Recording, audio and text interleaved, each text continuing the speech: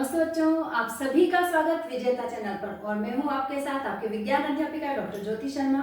तो बच्चों, जैसा कि आपको ज्ञात ही है कि हम रिवीजन कर रहे हैं और रिवीजन में भी उन वाले क्वेश्चंस का रिवीजन जो हमसे 1 नंबर के पूछे जाते हैं। तो बच्चों, आज हम पढ़ रहे हैं अध्याय 4 और जिसका नाम है कार्बन एवं उसके यौगिक। इसमें से पूछे जाने वाले जो बहुविकल्पीय प्रश्न है, रिक्त स्थान है, मिलान करने वाले क्वेश्चन है और 1 नंबर में लिखने वाले अति लघुत्रात्मक प्रश्नों का रिवीजन मैं आपके लिए आज यहाँ पर लेकर आई हूँ। हम रिवीजन शुरू करें उससे पहले आपको पता है कि यदि आपने अभी तक सब्सक्राइब नहीं किया है तो सब्सक्राइब कीजिए। अपने राजकीय विद्यालयों में पढ़ने वाले जो रिश्तेदार हैं, आपके सहपाठी हैं या फिर आपके मित्र हैं जो कि अलग अलग जगहों से आपके मित्र बन जाते हैं, उन्हें भी आप इन वीडियोस को भेज करके सब्सक्राइब करवाइए, लाइक करवाइए और शेयर करवाइए। तो बच्चों, ये जो बन रहे हैं अभी में बनते हैं, एग्जाम से जस्ट पहले वाला जो पढ़ाया जाता है वो बहुत ही इम्पोर्टेंट होता है और वो हमें बहुत याद भी रहता है। इस वजह से इन लेसन्स का जो ये इन क्वेश्चंस के माध्यम से रिवीजन है वो आपके लिए बहुत ही जरूरी है। और मेरा ये पूरा प्रयास है और पूरी मैं आशा करती हूँ कि अगर आप इन्हें ध्यान से पढ़ लेंगे तो आप बहुत अच्छे नंबरों से पास हो सकेंगे। तो आइए लेसन को शुरू करते हैं। फर्स्ट क्वेश्चन है, संतृप्त हाइड्रोकार्बन कहलाते हैं। 3 ऑप्शन आपको दे रखे हैं, तो इनमें से एल्केन जो होते हैं यानी सिंगल बॉन्ड से जो जुड़े हुए रहते हैं कार्बन और हाइड्रोजन वाले यौगिक, वो संतृप्त हाइड्रोकार्बन कहलाते हैं। सेकंड है, एथेनॉल का दुरुपयोग रोकने के लिए उसमें कौन सा जहरीला पदार्थ मिलाया जाता है। बच्चों, एथेनॉल जो है वो एक बहुत औद्योगिक उत्पाद है, तो बहुत ज्यादा काम में आने वाला औद्योगिक उत्पाद है। तो उसका प्रयोग लोग बाग शराब के रूप में कर लेते हैं। तो उस दुरुपयोग को रोकने के लिए इसमें कुछ मात्रा में मेथनॉल मिला दिया जाता है, जिससे वो जहरीला हो जाता है और फिर उसका उपयोग नहीं कर सकते शराब के रूप में। ठीक है, तो दुरुपयोग को रोकने के लिए उसमें मेथनॉल मिलाया जाता है। फिर है, कार्बन के किस अपर रूप में मुक्त इलेक्ट्रॉन पाए जाते हैं और उन मुक्त इलेक्ट्रॉनों की वजह से वो विद्युत का चालन करता है। तो ग्रेफाइट जो है वो षटकोणीय संरचना में पाया जाता है और इसमें कुछ मुक्त इलेक्ट्रॉन रह जाते हैं जिनकी वजह से वो विद्युत का चालन करता है। नेक्स्ट क्वेश्चन, एथेनॉल से एसिटिक अम्ल बनता है कौन सी अभिक्रिया के द्वारा, तो ऑक्सीकरण अभिक्रिया के द्वारा।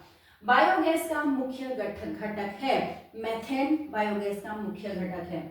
एसिटिक अम्ल में कितने प्रतिशत विलयन जो है वो सिरका कहलाता है, तो एसिटिक अम्ल का जो 3 से 4% का विलयन होता है वो सिरका कहलाता है, जो हमारे रसोई में बहुत सारे फास्ट फूड बनाने में काम में लिया जाता है। कठोर जल में उपस्थित होते हैं, मैग्नीशियम आयन जो होते हैं वो कठोर जल में उपस्थित होते हैं। फ्रेडरिक वॉलर द्वारा सर्वप्रथम प्रयोगशाला में कौन सा कार्बनिक यौगिक बनाया गया, तो यूरिया जो है वो सर्वप्रथम प्रयोगशाला में बनने वाला कार्बनिक यौगिक था। इससे पहले वैज्ञानिक ये समझते थे कि जो कार्बनिक यौगिक हैं वो केवल जीवन शरीर में ही यानी जीवों के शरीर में ही बनाए जा सकते हैं, उन्हें बाहर प्रयोगशाला में नहीं बनाया जा सकता। लेकिन फ्रेडरिक वॉलर वो वैज्ञानिक थे जिन्होंने अकार्बनिक यौगिकों से सर्वप्रथम प्रयोगशाला में यूरिया का निर्माण किया और यूरिया एक कार्बनिक यौगिक था। 2 जीवाश्मी ईंधन कौन से हैं, तो कोयला और पेट्रोलियम। भोजन पकाने के लिए असंतृप्त वसा अम्लों का प्रयोग करना चाहिए। IUPAC का फुल नाम आपसे पूछा जाता है, तो हिंदी और इंग्लिश दोनों में लिखा हुआ है। तो IUPAC क्या होती है, एक संस्था है ये, international union of pure and applied chemistry English में कहेंगे और हिंदी में कहेंगे अंतरराष्ट्रीय विशुद्ध और अनुप्रयुक्त रसायन संघ। जैसा भी आपको इजी लगे पेपर में आए वो आप कर सकते हैं। बच्चों, आपका पेपर हिंदी और इंग्लिश दोनों लैंग्वेज में आता है, तो जो भी आपको लग रहा हो, अगर हिंदी में समझ में नहीं आ रहा तो एक बार इंग्लिश में उसको पढ़ के देख लीजिए, आपको हो सकता है कि समझ में आ जाए।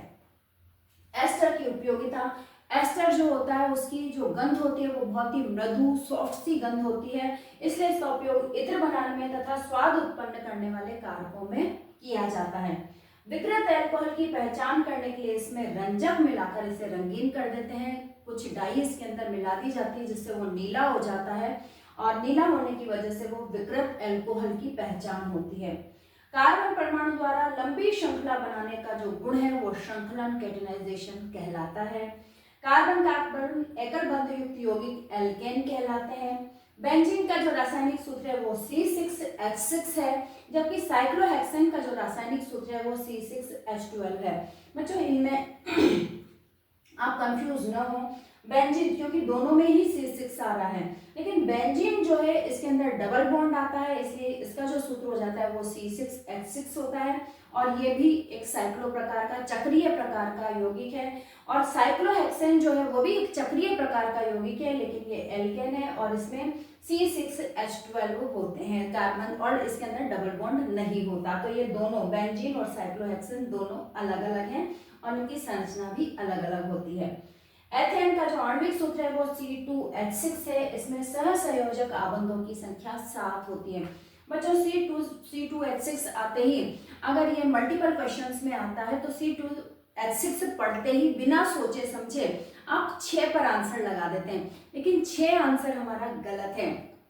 C2 तो दोनों कार्बन भी तो जुड़े हुए हैं आपस में, तो दोनों कार्बन वाला जुड़ने वाला एक जो सहसंयोजक बंध है वो हो गया, और बाकी 6 हाइड्रोजन से जुड़ने वाला, तो टोटल कितने बंध हो गए? 7 बंध हो गए। तो यहाँ पर आप बिल्कुल गलती मत कीजिएगा, मैंने आपको बता दी है कि आप एग्जाम्स में क्या गलती करते हैं।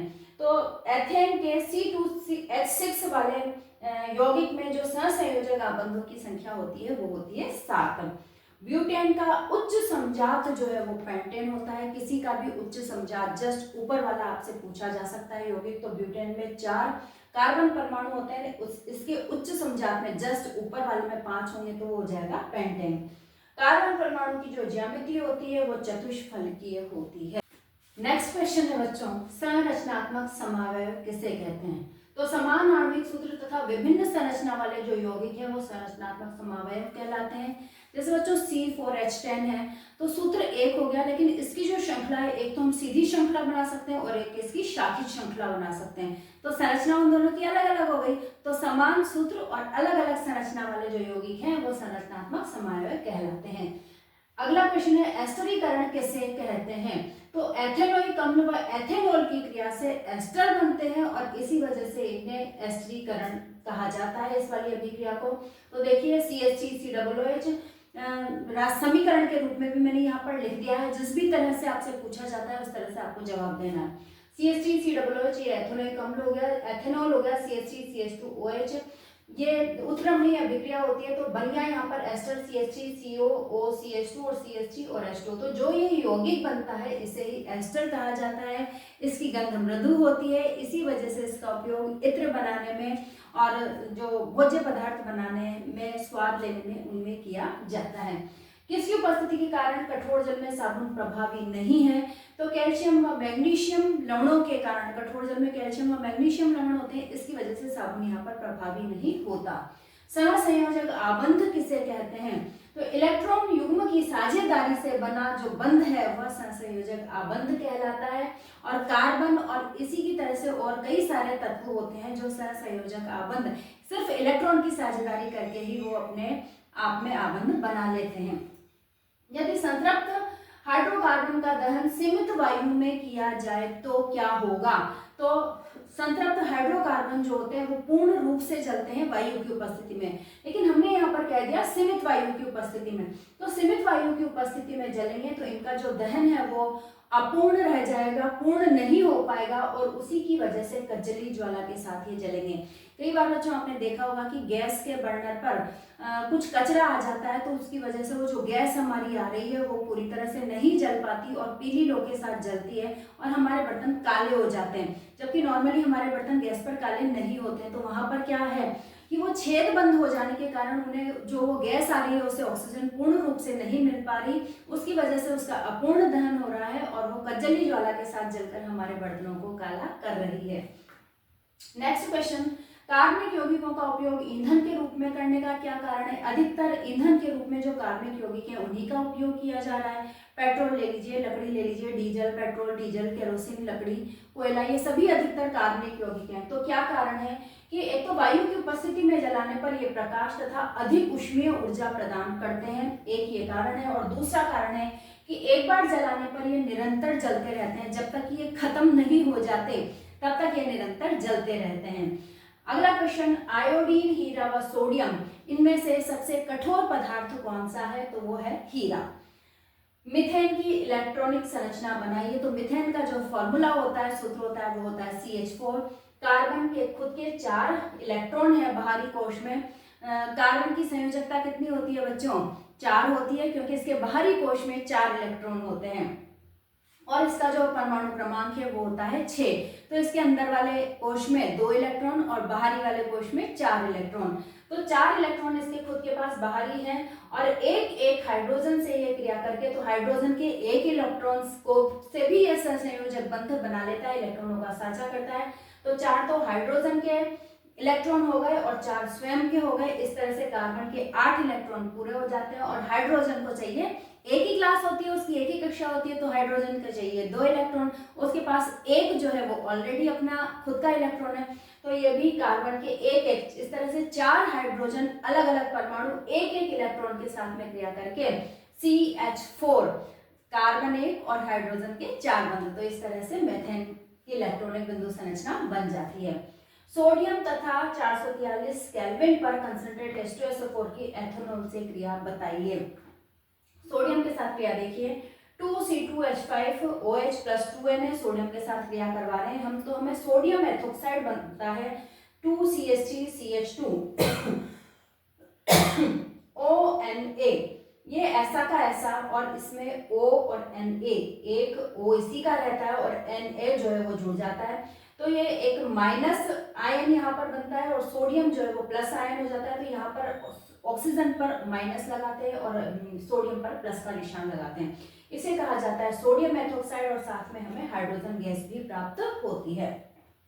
इसी तरह से जब एथेनॉल की CH3CH2OH एथेनॉल की क्रिया जब 443 केल्विन पर कंसंट्रेट H2SO4 से करवाई जाती है, तो हमें एथीन CH2CH2 एथीन प्राप्त होती है और H2O भी हमें साथ में प्राप्त होता है।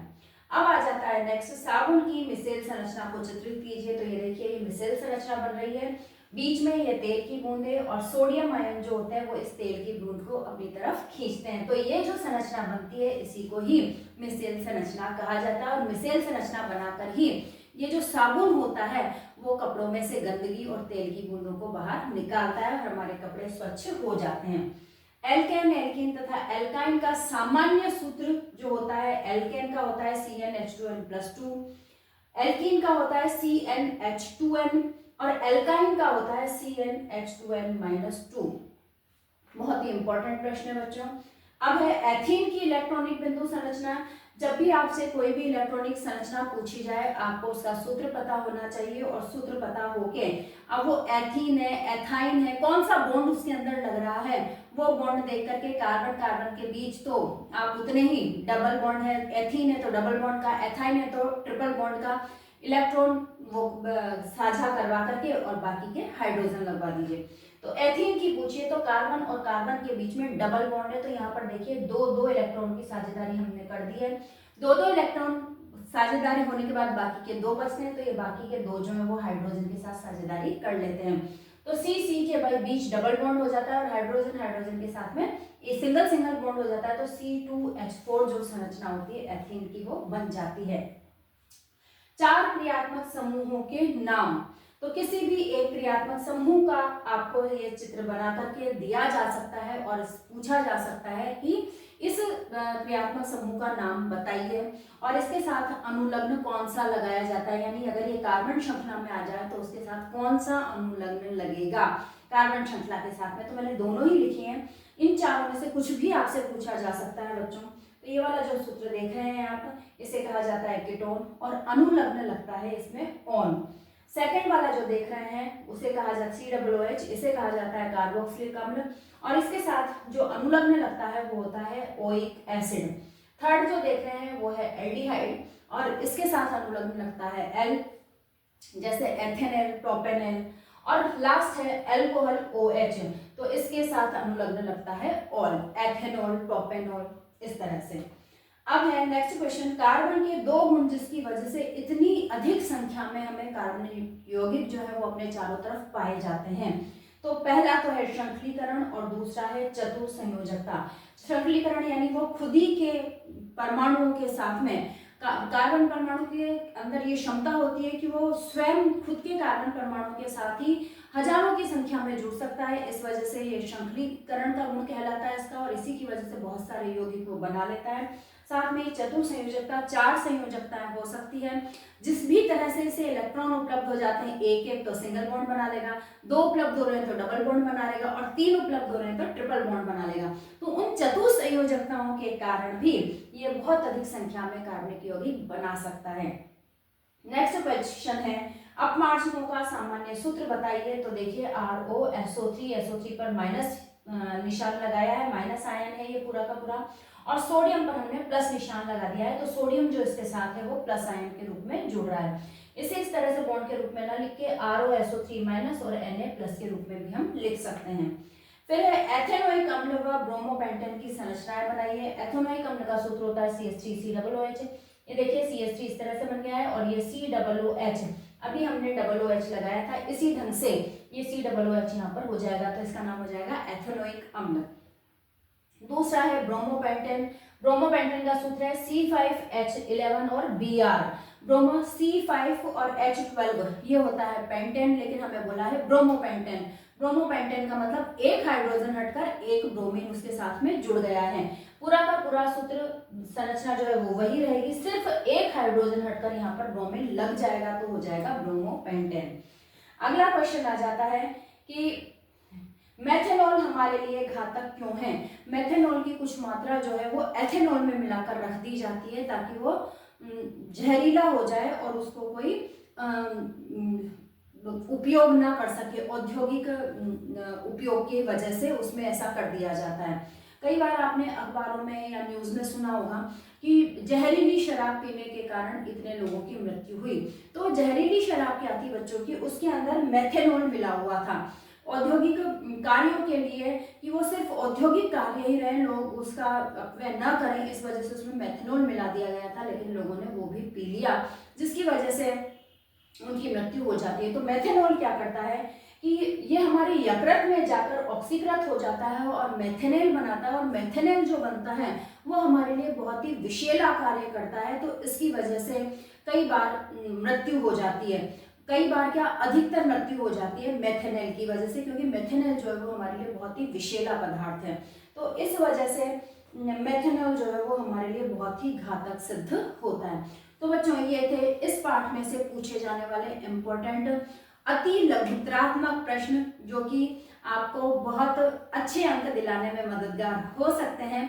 तो आप सभी इन सारे क्वेश्चंस को अच्छे से एक बार पढ़िए, बार बार इनका रिवीजन करिए और अच्छे से नींद लीजिए। अभी आपके एग्जाम में थोड़ा सा टाइम बाकी है, और नींद लेकर के पूरा अच्छे से खाना खा करके, पौष्टिक खाना, आजकल तो पालक मेथी आने लगे हैं बच्चों, सर्दी पड़ने लगी है, तो पालक मेथी में आप जानते हैं कि बहुत ज़्यादा हमारे पोषक पदार्थ होते हैं, बहुत सारे खनिज लवण होते हैं, इसलिए हमें उन्हें खाने से मना नहीं करना है अपनी मम्मी को। बहुत सारे पालक मेथी और जितनी भी सब्जियां आ रही हैं हमारे यहाँ पर, बहुत सारे सलाद के रूप में जिन्हें हम यूज़ करते हैं, वो सब खाइए, फल फ्रूट खाइए और पौष्टिक भोजन लेकर के, और आप बहुत अच्छे से पढ़ने बैठिए और अच्छे से पढ़ाई कीजिए। साथ ही बच्चों आपको क्या करना है, आपको पता है कि ज़्यादा से ज़्यादा इन वीडियोस को शेयर करना है, ताकि आपके साथ जो पढ़ने वाले लोग हैं वो भी इन वीडियोस का फ़ायदा उठा पाएँ। स्वस्थ रहिए, मस्त रहिए और पढ़ते रहिए। नमस्ते बच्चों।